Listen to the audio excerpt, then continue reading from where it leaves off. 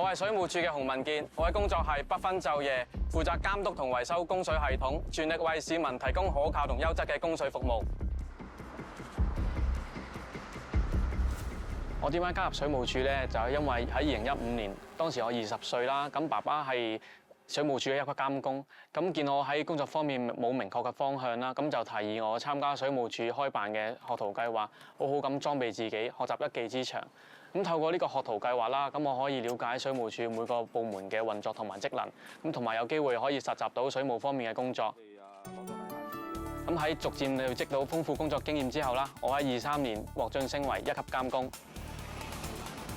咁一級監工主要負責監督承建商進行嘅鋪設喉管工程、更換老化喉管嘅工程，咁確保工程符合水務署嘅標準。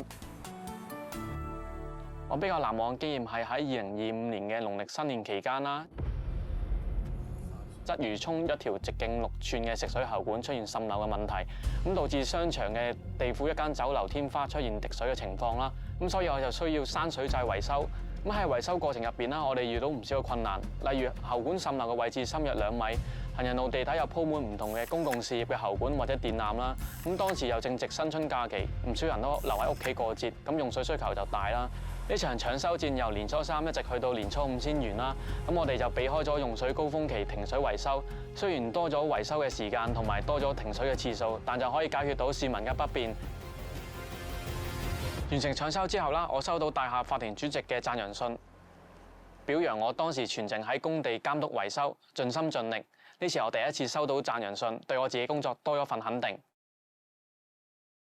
我喺2015年認識文傑嘅，當時咧做緊水務署嘅訓練組，而文傑咧就喺嗰陣時加入水務署嘅學徒計劃。佢係一個好有禮貌嘅後生仔，亦都好好學，尤其咧想了解水務署嘅運作。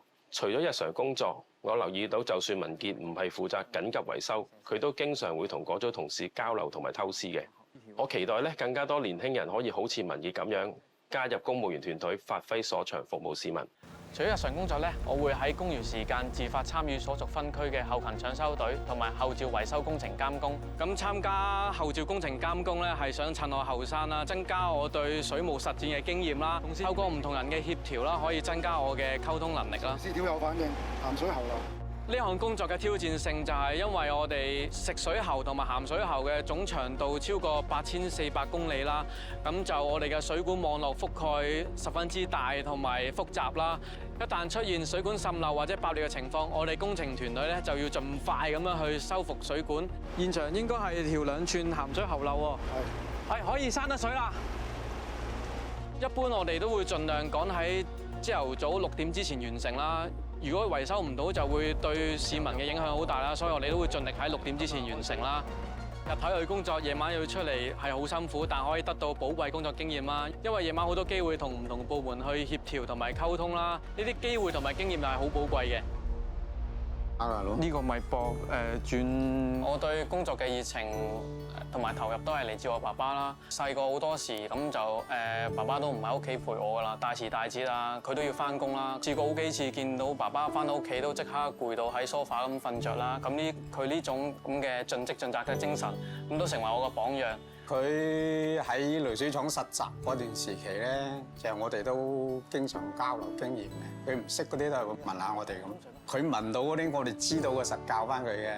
濾水過程就係我爸爸嘅強項啦，可以傳授啲佢嘅水務經驗知識俾我。